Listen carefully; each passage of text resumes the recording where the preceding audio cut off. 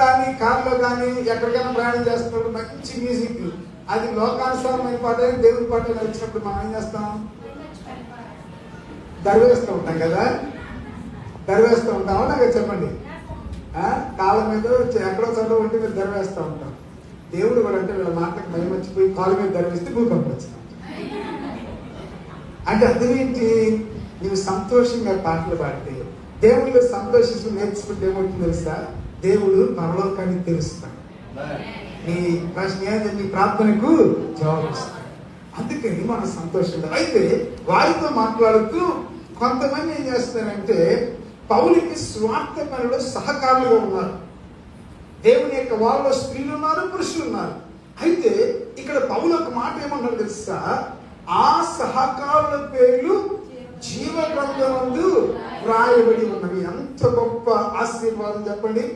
ఏంటి జీవ గ్రంథంలో రాయబడి? ఇప్పుడు ఉదాహరణకి మీ పేరు మీరు ఇక్కడ ఈ రోజు వచ్చినప్పుడు ఉదాహరణకి పలానా రోజు పాస్టర్ గారు వచ్చారు, కె రవిబాబు గారిని పోస్టర్ పెడతాను. పోస్టర్ పెట్టిన తర్వాత వెళ్ళిపోయిన తర్వాత ఆయన చెప్పేస్తారు లేదు, మరి జీవ గ్రంథంలో మీ పేరు చెడిపోయిందా కదా? అది నిత్యం ఉంటుంది, ఎప్పుడు ఉంటుంది. జీవ గ్రంథంలో మీ పేరు ఏముంది? ఎప్పుడు ఉంటుంది. ఇక దాన్ని చెప్పేసి ఇదే లేదు. ఒకసారి మీ పేరు జీవగ్రంథంలో రాయబడితే అంతే. Once it is return it will never be deleted.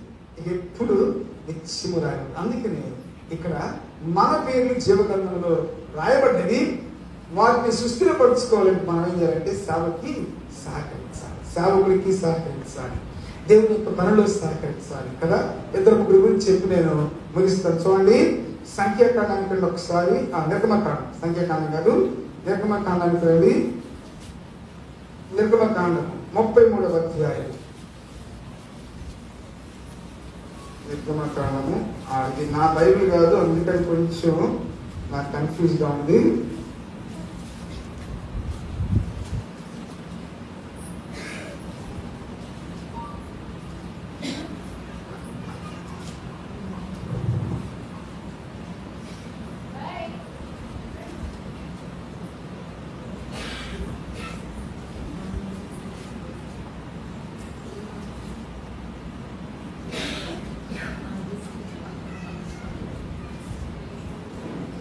సరే, నేను ఆ సందర్భం చెప్తాను. నిర్గమకాండం 17వ అధ్యాయము. నిర్గమకాండం 17వ అధ్యాయము 10వ వచనం. యెహోషువ మోషే తనతో చెప్పినట్టు చేసి అమాలేకీయులతో యుద్ధమాడాడు. మోషే అహరోను హూరు అనువారి ఆ కొండ శిఖరమెక్కిరి. సందర్భం తెలుసు కదా. ఏంటి సందర్భం? ఇక్కడ ఇశ్రాయేలు ప్రజలు దేవుడు ఐగుప్తుని విడిపించారు. ఐగుప్తుని విడిపించిన తర్వాత వారు ఎక్కడికి వెళ్తున్నారు? వాగ్దాన దేశానికి వెళ్తున్నారు. వాగ్దాన దేశానికి వెళుతున్నప్పుడు మొట్టమొదటిగా అమాలేకీయులు అనేటువంటి వారు దేవుని యొక్క జనాంగమైనటువంటి ఇశ్రాయేలుకు వ్యతిరేకంగా చేయెత్తారు. అంటే వెళుతున్నప్పుడు వీరితో యుద్ధం చేసి వీరిని ఓడించి దేవుని యొక్క వాగ్దాన దేశంలోకి వెళ్లకుండా వీరిని అడ్డుకోవడానికి ప్రయత్నం చేస్తున్నారు. అప్పుడేమైంది? మోషే సైన్యముతో యుద్ధం చేయాల్సి వచ్చింది. యుద్ధం చేసినప్పుడు మోషే ప్రార్థనాపరుడు, మోషే నాయకుడు, మోషే పెద్దవాడు. కిందేమో ఇక్కడ మోషేకి ముగ్గురు సహకారులు ఉన్నారు. ఎవరు తెలుసా? మొట్టమొదటి వాడు యెహోషువ. యెహోషువ ఏం చేస్తుంది చెప్పండి? యుద్ధం చేస్తున్నారు. యెహోషువ అంటే అర్థం ఏంటి? యెహోవా రక్షించుని అర్థం, యెహోవా రక్షణ అర్థం కదా. యెహోషువ అనేటువంటి పేరు నుంచి యేసయ్య అనేటువంటి పేరు మన కొత్త నిబంధనలో వచ్చింది. ఎలియాజరు అనే పేరు నుంచి లాజరు అనే పేరు మన కొత్త నిబంధనలో వచ్చింది కదా. యెహోషువ అంటే యెహోవా రక్షణ లేక రక్షించును. మరి ఇక్కడ చూడండి ఏం చేస్తాడంటే యుద్ధం చేస్తున్నాడు. యెహోషువ యుద్ధం చేస్తుంటే మోషే కొండ మీద ఎక్కి ప్రార్థన చేస్తున్నాడు. ఎలా ప్రార్థన చేస్తున్నాడు? చేతులెత్తి ప్రార్థన చేస్తున్నాడు. కింద యెహోషువ తన పని తాను చేస్తున్నాడు. మోషే చెప్పాడు, నువ్వేం చేయాలి తెలుసా? యుద్ధము చేయాలి. ఇదిగో అమాలేకీయులతో యుద్ధము చేయాలన్నప్పుడు సరే తమ నాయకుడు చెప్పాడు, తమ యొక్క నడిపించేటువంటి వాడు చెప్పాడు కాబట్టి కింద వెళ్ళి యుద్ధం చేస్తున్నాడు. మోషే చేతులెత్తినంత సేపు ఏమని చెప్పండి? ఎంతసేపు ఎత్తాడు మోషే చేతులు? చెప్పండి. మోషే మనలాంటి వాడు లేకపోతే మోషే దేవుడా? మనుషుడే కదా. భక్తులైన మనుషులే కదా. యాకోబు ఏమంటాడు, ఏలియా మనలాంటి స్వభావం గల మనుషులు అంటే అర్థం ఏంటి? ఆయనకి కోపం ఉంది కదా, ఆయనకి బలహీనత ఉంది. అయితే వాళ్ళు ఏం చేస్తారు, వాటన్నిటిని దేవుని యొక్క శక్తితో జయించారు. ఇప్పుడు ఏమైంది, మీరు చేతులు ఎత్తి అంతసేపు మనం ఆరాధనలో 10 నిమిషాలు చేతులు ఎత్తి ఉంచడానికే 10 సార్లు తీస్తాము ఎత్తుతాం కదా. మరి రోజంతా ఎత్తాలంటే కష్టం. అందుకని ఏం చేస్తే తెలుసా, ఆ యొక్క మోషే యొక్క బలహీనత కాదు, మోషే యొక్క అవసరతను గుర్తెరిగి ఏం చేస్తే తెలుసా, ఇక వెళ్ళారు ఊరు. ఒక ప్రక్క ఒక ఆయన రాయేసుకున్నాడు, ఇంకో ప్రక్క రాయేసుకుని ఏం చేసి చెప్పండి, చేతులు మోషేట్ల పైకి అయితే చక్కగా పట్టుకున్నాడు. ఏమైంది, సాయంత్రం అయ్యేలోపు అమాలేకుల్ని ఓడించేసారు కదా. అమాలేకుల మీద గెలిచారు. అంటే జాగ్రత్తగా గమనించండి. మరి వీళ్ళిద్దరు పేరు జీవగ్రంథంలో రాయబడి వచ్చారు. మనకు మోషే పేరు తెలుసు, యెహోషువ పేరు తెలుసు, అహరోన్ పేరు కూడా తెలుసు. కానీ హూరు పేరు ఇక్కడే రాస్తారు. ఎందుకు హూరు పేరు ఇక్కడ రాసేది తెలుసా, మోషేకి సహకారిగా ఉన్నాడు కదా. అహరోనికి సహకారిగా ఉన్నాడు. మోషే చేతులెత్తి ప్రార్థన చేస్తున్నాడు, ప్రభువా నా ప్రజలకు విజయం దయచేయి, నా ప్రజలు ఇదిగో మొట్టమొదట వాగ్దాన దేశంలోకి వెళ్ళేటప్పుడు మీరు అడ్డుకున్నారు కాబట్టి ఏం చేస్తా, వీరికి విజయం దయచేయి ప్రభు అని చెప్పినప్పుడు ఏం చేస్తే చెప్పండి, వీరు ఆ దేవుడు ఆ యొక్క చేతులు ఎత్తి పట్టుకున్నప్పుడు ఏమైంది తెలుసా, ఎత్తబడి వాడు గెలిచాడు. కనుక మనం కూడా దేవుడు మనకి ఇక్కడ ప్రార్థనా పరిచయలు రకాలని ఒక్కొక్కరు ఒక్కొక్క పరిచయం చేయగలరు.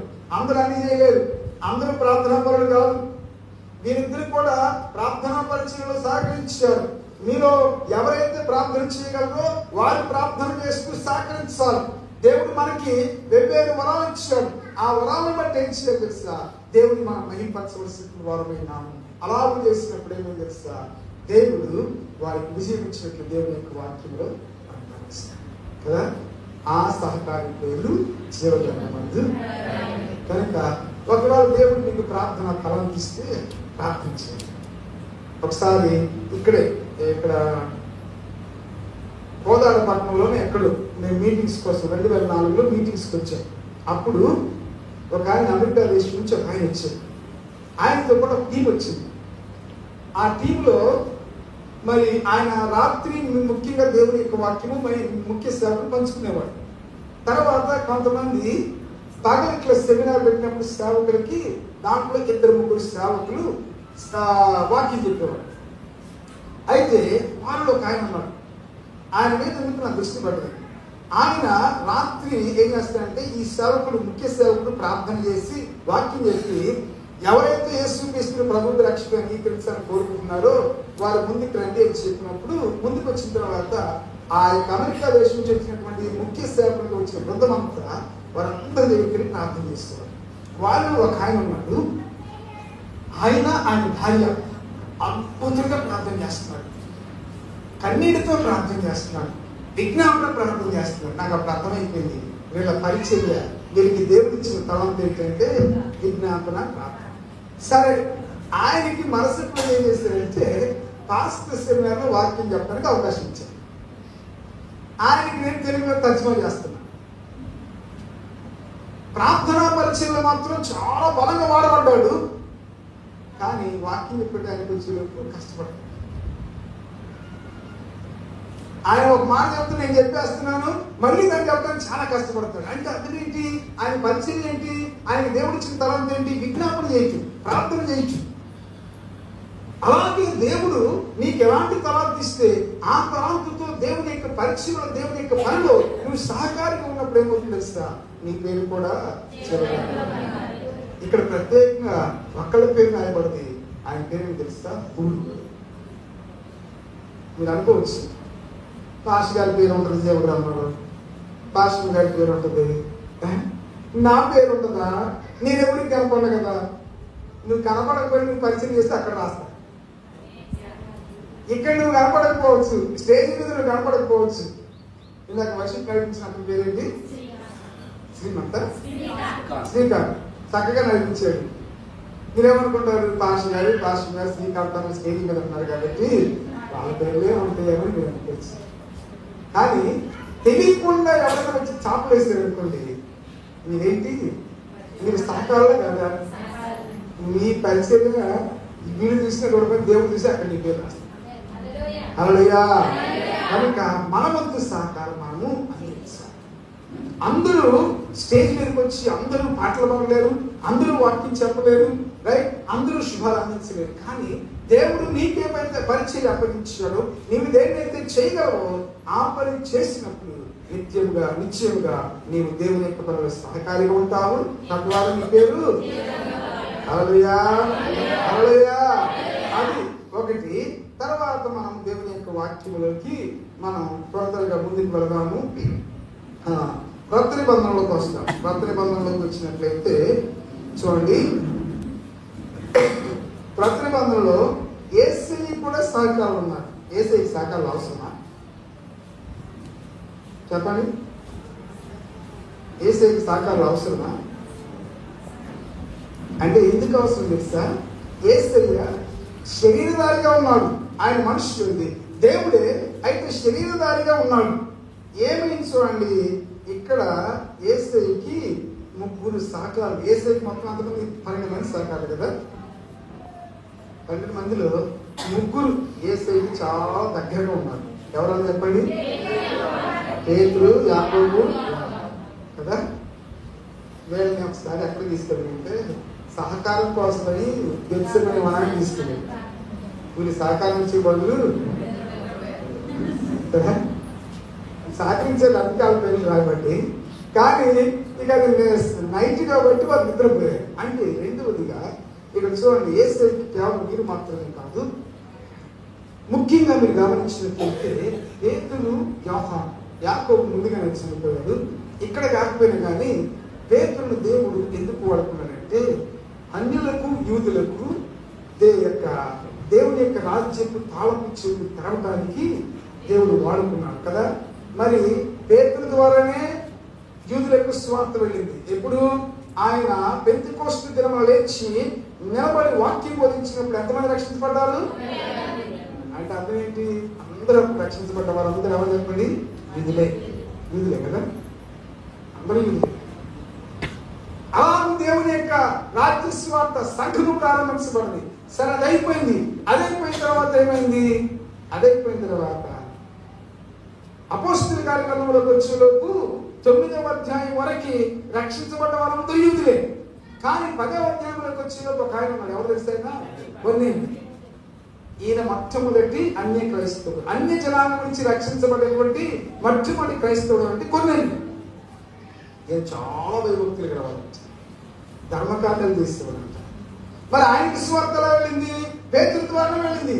అన్యులకు యూదులకు సువార్త పేతురు ద్వారా వెళ్ళింది. యేసయ్యకి సహకరించారు వీళ్ళు. అంటే యేసయ్యకి చూడండి, దేవుడు కూడా, ఆయన దేవుడైనా కానీ మనుషుల ద్వారానే పనిచేస్తాడు. ఆయన దిగొచ్చి పనిచేయడు. మనం అనుకుంటాం కదా, దేవాన్ని వచ్చి నాకు సహాయం చేయండి, దేవుడు డైరెక్ట్ వచ్చి సహాయం చేయదు. దేవుడు డైరెక్ట్ వచ్చి వస్తే చూసి నువ్వు బ్రతకగలవా కదా. మనం ప్రార్థన చేస్తాం, దేవా నువ్వే వచ్చి నాకు సహాయం చేయగలవా. మోషే ఏమన్నాడు? అయ్యా నువ్వు వస్తానంటే పిచ్చోడ నన్ను చూసి బతకలేదు ఆయన ఏంటి? సమీపించడానికి తేజస్సులో అమరత్వములో నివసించేటువంటి దేవుడు. ఆయన చూసి మనం బ్రతకగలమా? కల్లోనే యోహాను చూసి కల్లోనే సత్యమానం పడిపోయాడట. మరి నిజంగా చూస్తే ఎలా చూడలేదు కదా. మరి చూడండి, రెండవదిగా ఆ యొక్క అన్యులు కూడా యేసయ్య దగ్గరకు రావడానికి, దేవుని యొక్క రాజ్యంలో చేర్చబడటానికి దేవుడు పేతురును వాడుకున్నాడు. ఆ తర్వాత ఇంకొక ఆయన ఉన్నాడు కదా, ఇద్దరు యేసయ్య అంటే యాకోబు తొందరగా చనిపోయాడు, ముగ్గురు. కానీ ఇక యాకోబు యేసయ్యకి ఏం తెలుసా? కుడి భుజం ఎడం భుజం అంటారు కదా. కుడి భుజం ఎడం భుజం ఎవరు? పేతురు ఒకవైపు, యోహాను. మరి యోహాను ఎలా వాడుకున్నాడు దేవుడు? పేతురునేమో చూడండి సహకారులు అందరినీ వాడుకున్నాడు దేవుడు. పేతురుని ఎలా వాడుకున్నాడు? యూదులు అన్యులు దేవుని యొక్క సంఘంలో వెళ్ళడానికి వాడుకున్నాడు. మరి యోహాను ఎలా వాడుకున్నాడు చెప్పండి అమ్మా. పద్మశ్రీ వాడుకుంటా. Very good. యోహాను ఒకసారి యేసయ్య అంటాడు, పేతురు నీకు ఇష్టం లేని చోట తీసుకుని నేను చంపేస్తాడు అని అంటే, పేతురికి ఏంటి తెలుసా, తన మీద తనకన్నా పక్కనకి ఏం జరుగుతుందో తెలుసుకోవడం ఎక్కువ ఇష్టం. ఏమంటాడు, అయ్యా మీరు ఈ సంగతి ఏంటంటాడు. ఆయన సంగతి నేను చూసుకుని ఈ సంగతి నువ్వు చూసుకొని కదా. చాలాసార్లు మనం ఏం చేస్తాం చెప్పండి, మన సంగతి మనం చూస్తాం, పక్కన సంగతి మనం చూస్తూ ఉంటాం. ఒక నాలాంటి పాస్టర్ ఒక ఆయన విజిటింగ్కి వెళ్ళాడంట. విజిటింగ్కి వెళ్ళినప్పుడు వాళ్ళ అమ్మ వాళ్ళ ఆ తల్లి కూతురు ఉన్నారంట. సరే పాస్టర్ గారు వచ్చారు కదా, ఏం చేసిందంటే వాళ్ళ అమ్మ కిచెన్లోకి వెళ్ళి టీ పెట్టుకొస్తున్నాయి కాదు అని చెప్పి ఈరోజు పాస్టర్ గారు కూర్చోబెట్టారంట. వాళ్ళ అమ్మాయి వచ్చిందంట. వాళ్ళ అమ్మాయి వస్తే ఈ టీ వచ్చేలో పాస్టర్ గారు అమ్మాయితో మాట్లాడుతున్నా, అమ్మ ఏం పేరు నీ పేరు అంటే పలానా పేరు అని చెప్పిందంట. ఏం చదువుతున్నా అంటే 10వ తరగతి అని చెప్పిందంట. ఇక ఆయన గుర్తొచ్చిన, అమ్మ ఈ మధ్య 10వ తరగతి రిజల్ట్ వచ్చింది కదా, ఏమైంది, పాస్ అయ్యావా తప్పేమని అడిగాడు. ఏం చెప్పాలి అమ్మాయి, పాస్ అయితే పాస్ అని చెప్పాలి అని చెప్పాలి కదా. ఆమె ఏం చేస్తాను, నేను చెప్పాను నా పక్క మీద గురించి అడిగాడా చెప్పండి. ఇక్కడ పేతురు అంటాడు ఇట్లా చచ్చిపోతావు, వేస్తే అంటాడు ఇట్లా చచ్చిపోతాను అంటే, మరి యవ్వన సంగతి ఏంటి అంటే ఆయన నేను వచ్చేంత వరకు బ్రతుకుంటాం నా ఇష్టం అయితే నీకెందుకు అంటాడు. అంటే అర్థం ఏంటి తెలుసా, పేతురు ముందుగానే చనిపోతాడు, పేతురు పని అయిపోయింది, ఆయన చేయవలసిన పని చేస్తాడు. మరి యోహాను ఏం తెలుసా, యేసయ్య రెండవ రాకడ గురించి రాయాలి, ప్రకటన గ్రంథంలో రాయాలి. అందుకని దేవుడు ఎక్కువ కాలం బ్రతికించాడు కదా. తీసుకెళ్ళి సలసల కాగే నూనెలో పడేస్తే దావుడి మనిషి. ఈ ఎండకెళ్ళ తట్టుకోలేకపోయి మనం రైట్ బాగా నూనె దాచి రోమసైనికులు దాంట్లో పడేస్తే చచ్చిపోకపోతే తీసుకెళ్ళి పద్మస్ ఎఫ్ఎస్ పట్టణానికి 10 మైళ్ళ దూరంలో ఉంటుంది. అక్కడ తీసుకెళ్ళేసి అక్కడ కూడా సాతానుడు ఈయన చంపడానికి ప్రయత్నం చేస్తారు. ఎవరో పాలు తీసుకొచ్చి ఇచ్చారంట. పాలు తీసుకొచ్చి ఇస్తే ఆ పాలలో విషయం కలిపాడంట, తెలియకుండా. ఏం చేసింది, ఈయన ప్రార్థన చేసుకుని కళ్ళు మూసుకొని ప్రార్థన చేసుకుని, ప్రభువా దీన్ని పరిశుద్ధపరచు, దోషం తొలగించని ప్రార్థన చేసి కళ్ళు తీసుకు పాము రూపంలో మొత్తం విషయం తెలిపింది, దిగిపోయింది, విషప్రయోగం. ఎప్పుడైతే ప్రార్థన చేస్తుందంటే పాము రూపంలో ఆ విషమంతా, పాము బయటకు వెళ్ళినట్టు విషమంతా పోయింది, చక్కగా పాలు తాగింది కదా. ప్రార్థనలు అంతా చెప్తుంది. అప్పుడు దేవుడు ఇంకేం చేస్తే ప్రార్థన అంతా ఆత్మవశులు ఉండగా ఆయన ఏం చేశాడు, ప్రార్థన. దేవుడు ఎందుకు వాడుకున్నాడు చూడండి, సహకారం, వీళ్ళిద్దరు మంచి సహకారం. ఎందుకు వాడుకున్నాడు తెలుసా, ఆయన రాకడ గురించి. రెండవ ఆయన బ్రతికుండకపోతే ప్రకటన గ్రంథం మనకు ఉండేది కాదు. 65 పుస్తకాలే ఉండేవి, 66 పుస్తకం ఉండేది కాదు. తర్వాత యోహాను సువార్త ఉండేది కాదు, 3 యోహాను పత్రికలు, బైబిల్ ఎన్ని ఉండేవి కదా, 5 ఉండేవి కాదు, 61 పుస్తకాలే ఉండేవి. మరి దేవుడు వాడు సహకారం. ఇక చివరిగా పౌలని గొప్ప భక్తులు ఉంటారు కదా. పౌల గురించి ఎంతమంది తెలుసా? మీ సంఘం ఉన్నారా పౌలు? నేను బైబిల్లో ఉన్న పౌల గురించి మాట్లాడుతున్నాను. పౌలుకి చాలా మంది సహకారం ఉన్నారు. వాళ్ళు ఇద్దరు ఎవరు తెలుసా, తీతు, తిమోతి.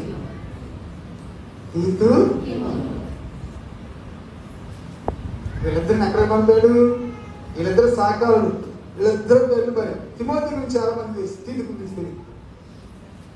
తెలిసినా తెలియకపోయిన వాళ్ళ పేరు ఎక్కడ రాబట్టి మరి దేవుడు జాగ్రత్తగా గమనించండి. తీతునేమో పౌలు సేవ చేసినప్పుడు త్రోయ అనేటువంటి ఒక ద్వీపంలోకి దొరికాడు. ఆ త్రోయ గురించి మీలో చాలా మందికి తెలియదు, మా సేవకులో కూడా కొంతమందికి తెలియదు. ఎందుకంటే అది ఎక్కడో మారుమన్నటువంటి ద్వీపం. తీతు ఎలాంటి వాడు తెలుసా, కొన్నిసార్లు దేవుడు చేస్తే అర్థం కాదు. తీతు ధైర్యవంతుడు, తీతు దూకుడు కలిగిన వ్యక్తి, ధైర్యశాలి. ఆయన తీసుకెళ్ళి ఎక్కడ పడేసాడు తెలుసా, ఏదో కొంచెం చిన్న స్థానంలో పడేసాడు. దేవుడు చేసి మనకు కొన్నిసార్లు అర్థం కాదు. మరి తిమోతిని తీసుకెళ్ళి ఎక్కడ పడేసాడు, తిమోతి బిడియస్తుడు, బలహీనుడు, శారీరక బలహీనత ఉంది, మానసికంగా బలహీనత కూడా. అందుకే కదా ఏమంటాడు, నీ శరీర జబ్బు నిమిత్తము కొంచెం ద్రాక్షరసము పుచ్చుకొని అంటాడు కదా. ఎఫెసు పట్టణంలో నీరు ఎక్కడ ఉంది అంటే చౌడు చప్పగా ఉంటాయి నీళ్ళు, అందుకని కొంచెం ద్రాక్షరసం తీసుకోమని చెప్తాడు. ఇంకోటి ఏంటి, మానసికంగా కూడా బలహీనత. అందుకని అంటారు కదా, దేవుడు మనకు ప్రీతికరమైన ఆత్మని ఇవ్వలేదు కానీ ప్రేమయు శక్తియు ఇంద్రియ ఆత్మని ఇచ్చాడు. అంటే మానసికంగా బలపరుస్తున్నాడు బలహీనత. మరి ఈయన తీసుకుని ఎక్కడ పడేసింది తెలుసా, ఒక పెద్ద సంఘంలో పడేస్తుంది. అసలు ఎవరు పడేయాలంటే తీతుని పడేయాలి. ఎందుకంటే తీతు ధైర్యంగా ఎదుర్కోగలడు. ఎవరు లేచి నిలబడ్డా కానీ ఏదన్నా ఎదురు చెప్పినా కానీ తీతుకు తెలుసు వాళ్ళెవరు ఎదుర్కోరు. ఆయన తీసుకెళ్ళి కొద్ది మంది ఉన్నటువంటి చిన్న సంఘంలో పడేస్తాడు. ఎక్కడో ద్వీపంలో సముద్రం మధ్యలో ఉండదండి, అక్కడ పడేస్తాడు. బలహీనుడు, మానసికంగా శారీరకంగా బలహీనుడు అయినటువంటి తిమోతి. కాకపోతే తిమోతి ఏం తెలుసు, నమ్మకస్తుడు. హల్లెలూయా, నమ్మకస్తుడు, ధీరుడు. ఆయన తీసుకెళ్ళి ఎక్కడైతే తెలుసా, పౌలు గారు కట్టిన సంఘాల్లో పెద్ద సంఘం ఒకటి ఎఫెసు సంఘంలో పడేస్తాడు. ఎఫెసు పట్టణం అప్పటికి 2 లక్షల మంది జనాభా దగ్గర పట్టణం. అంటే హైదరాబాద్ కన్నా పెద్దది అప్పట్లో మనం పోల్చుకుంటే. అంత పెద్ద పట్టణం. ఆ పట్టణంలో తీసుకెళ్ళి పడేశారు, ఆ సంఘంలో తీసుకెళ్ళి పడేశారు. ఏం సేవ చేస్తారు చెప్పండి? మీరేమనుకుంటారు? కొంత సిగ్గుపడుతున్నాడు ఈయన, ఏం మాట్లాడటం రాదు. పౌలు అనుకుని ఉంటారు ఖచ్చితంగా. ఏంటి పౌలేమో గొప్ప సేవకుడు, నాకు ఆయన మంత్రాలు తీసుకొచ్చి ఈయన పడేసేదేంటి, ఈయన మాట్లాడడానికి సిగ్గుపడుతున్నాడు, మాట్లాడడానికే భయపడతాడు. కానీ దేవుడు చూడండి, మన బలహీనతలు ఉన్నట్టని మన బలపరిచి వాడుకుంటాడు. హల్లెలూయా. దేవునికి ఎవరిని ఎక్కడ వేయాలో దేవునికి తెలుసు, ఏ స్థలంలో ఎవరిని పెట్టాలో దేవునికి తెలుసు కదా. మిమ్మల్ని ఇక్కడ పెట్టాడు, నన్ను ఇక్కడ పెడితే మీలో సగం మంది వచ్చి నేను ఇక్కడ పనికిరాను, నేను హైదరాబాద్లో వెళ్తే పనికి వస్తాను. నేనేమంటా తెలుసా, ఏంటి భాషగా చెప్పేది మా పక్క మొక్క కూడా అర్థం కావట్లేదు.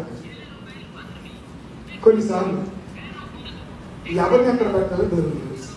నేను అనుకోరా హైదరాబాద్ పట్టణంలో సేవ చేయాలని అనుకోలేదు. నేను ఎప్పుడు నేను బైబిల్ స్కూల్ టీచర్ కావాలని నేను ఇప్పుడు అనుకోలే, ఒక సంస్థకి లేదని కావాలని ఇప్పుడు అనుకోలేదు. ఎక్కడన్నా నేను అప్పుడు నా గ్రాడ్యుయేషన్ అయిపోయిన తర్వాత వాళ్ళు అడిగి ఎక్కడికి వెళ్ళి సేవ చేస్తానంటే, నేను విశాఖపట్నం వెళ్ళి విశాఖపట్నంలో ఇంగ్లీష్ చేసి స్టార్ట్ చేస్తానని రాసిచ్చాను. నేను రాసింది ఒకటి జరిగింది. నన్ను దేవుడు తీసుకెళ్ళి హైదరాబాద్లో ఎక్కడ పడేసాడు తెలుసు, నన్ను తీసుకెళ్ళి హైటెక్ సిటీ అని పెద్ద ప్లేస్ వాడు తీసుకెళ్ళి పడేసాడు కదా. దేవుడికి తెలుసు కనుక మరి ఆ సహకారులు మరి అప్పగించినటువంటి పరిచర్య, పూరు అహరోనులు మోషేకి సహాయం చేశారు, పేతురు యోహానులు యేసే పని చేశారు, తీతు తిమోతిలు మోషే పౌలు పని చేస్తారు కదా. అందుకని వాళ్ళ పేరు జీవగ్రంథంలో మనందరి పేర్లు రాయాలి. అయితే ప్రాముఖ్యంగా ఈ దినం ఎవరైతే యేసుక్రీస్తుని ప్రభువుగా రక్షకుడిగా అంగీకరించి బాప్తిసం తీసుకోబోతున్నారో వాళ్ళ పేర్లు కూడా జీవగ్రంథంలో రాయబోతున్నారు. హల్లెలూయా. ఈ పేర్లు కూడా జీవగ్రంథంలో దేవుడు రాయబోతున్నారు. దేవదూతలు సంతోషంగా తొంగి చూసే కార్యం ఏంటి తెలుసా? ఒక్క మాట చెప్పి బాప్తిసం గురించి నేను ముగిస్తాను. ఒకే ఒక వాక్యం. అసలు బాప్తిసం అంటే ఏంటి చూడండి, బైబిల్లో ఒక మాట. గలతీ పత్రిక 3వ అధ్యాయము 27వ వచనం. గలతీ 3:27. క్రీస్తులోనికి బాప్తిసం పొందిన మీరందరూ క్రీస్తుని ధరించుకుని ఉన్నారు. ఎవరిలోకి మనం బాప్తిసం పొందుతున్నాము? క్రీస్తులోనికి బాప్తిసం పొందుతున్నాం. అంటే ఇప్పుడు అర్థం ఏంటి తెలుసా? మనము క్రీస్తు శరీరమైనటువంటి సంఘములో పాలుభాగస్తులు కాబోతున్నాం. క్రీస్తు శరీరం అంటే ఏంటి చెప్పండి? సంఘమే. ఆ సంఘములో మీరందరూ కూడా సభ్యులు కాబోతున్నారు. చాలా మంది బాప్తిసం అంటే ఏమనుకుంటారు తెలుసా? బాప్తిసం అంటే మత మార్పుడు అనుకుంటారు. కాదు, బాప్తిసం అంటే ఇక్కడ పౌలు చెప్తారు తెలుసా? యేసయ్యని క్రీస్తుని ధరించుకోవడం అంటే క్రీస్తుని కలిగి పెట్టు. ఇప్పుడు వస్త్రాలు అనుకోండి, వస్త్రాలు మనకేం చేస్తాయి చెప్పండి? మనకు అందాన్ని ఇస్తాయి కదా. అందుకని ఇక్కడ మంచి ఇస్త్రీ చేసుకుని వేసుకుంటాం మంచి బట్టలు. ఇప్పుడు క్రీస్తు మీలోకి వస్తే నిజమైన అందం, ఆత్మీయ సౌందర్యము మీలోకి వస్తుంది. మీరు బాప్తిసం తీసుకున్నారంటే అర్థమేంటి తెలుసా? మీరు క్రీస్తుని ధరించుకుంటున్నారు, క్రీస్తుని కలిగి ఉంటున్నారు, క్రీస్తుని లోకాన్ని చూపించబోతున్నారు. ఒక ఆమె చక్కటి నిర్వచనం చెప్పింది బాప్తిసం అంటే.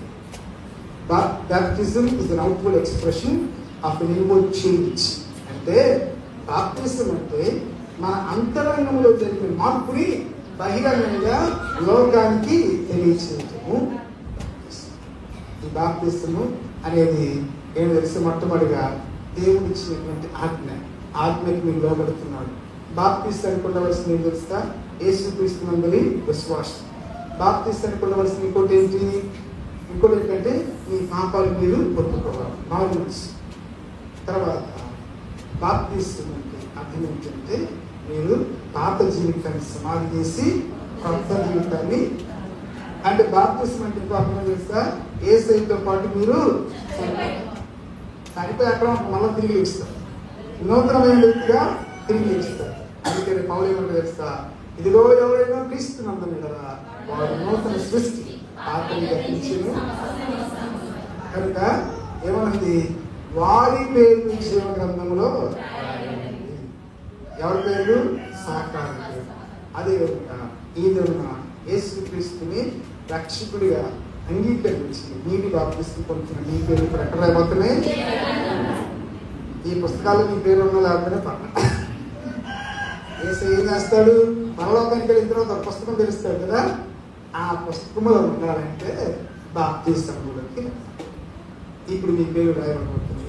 అందులో దేవుని స్థుతులు అయిపోయిన తర్వాత కూడా మీరు దేవునికి, సంఘానికి, సంఘ సేవకుడికి, సేవకురాలకి సహకారులు ఉంటూ ముందుకు సాగండి. అక్కడ ఒక పరిశుద్ధాత్మ దేవుడు దయచేయండి. ఇక్కడ బలమైన వర్తమానం అందిస్తున్నాను బాబాయ్. తెలిసిన వందన తెలియజేస్తాను. బాబాయ్ ప్రసంగాల సముద్రం అంటే ఈ సముద్రంలో నీరెంత ఉంటుందో బాబాయ్ దగ్గర అన్ని ప్రసంగాలు ఉంటాయి. ఇంకా వదిలితే ఇక్కడ కంటిన్యూస్ ఇంకా చెప్తానంటారు, ప్రసంగాలు చెప్తా ఉంటారు. దేవుని చిత్తం అయితే మన మధ్యలో మరొకసారి సభలకు ఇద్దాం. ఇప్పుడు బలమైన వర్తమానాన్ని సమయంలో అమ్మగారు ముగింపు మాటలు చెప్పి ప్రార్థన చేస్తారు. జాగ్రత్తగా వినండి. ప్రార్థన అయిన తర్వాత అయ్యగారు ఆశీర్వాదం ఇస్తారు. ఆశీర్వాదం ఇచ్చిన తర్వాత మనలో ఒక ముగ్గురికి బాప్తిస్మాలు ఇవ్వబడతాయి. ఇంకో ఇద్దరు తీసుకుంటామని అన్నారు, మనం ఎందుకు అనుకుంటారు. ముగ్గురికి బాప్తిస్మాలు ఇవ్వబడతాయి. ఇక్కడ పెద్ద చెరువు అంటే మనకు తెలుస్తుంది, విజయనగరం పెద్ద చెరువు కదా, లక్ష్మీపురం పెద్ద చెరువు. ఓకే, అక్కడ పెద్ద చెరువు దగ్గర బాప్తిస్మ కార్యక్రమాలు జరుగుతాయి. ముసలి వాళ్ళు పెద్దవాళ్ళు ఇక్కడే ఉన్నారు, చంటి బిడ్డ తల్లులు ఇక్కడే ఉన్నారు. ఓకే, ముసలి వాళ్ళు పెద్దవాళ్ళు ఎండ భయంకరంగా బయట అలాగే ఉండిపోమన్న పాస్టర్ గారు అందరూ ఉండిపోబాకండి. ఓకే, మీరందరూ పెద్ద చెరువు దగ్గరికి రావాలని కోరుతున్నాను. అక్కడ ముగ్గురికి బాప్తిస్మలు ఇవ్వబడిన తర్వాత మళ్ళీ తిరిగి వచ్చి చిన్న ప్రార్థన చేసిన తర్వాత మీ అందరి కొరకు సంఘం ప్రార్థన ఏర్పాటు చేసింది. దయచేసి మీ అందరూ బ్రహ్మ విందు స్వీకరించాలని కోరుతున్నాను. ఓకే, అమ్మగారు ముగింపు మాట.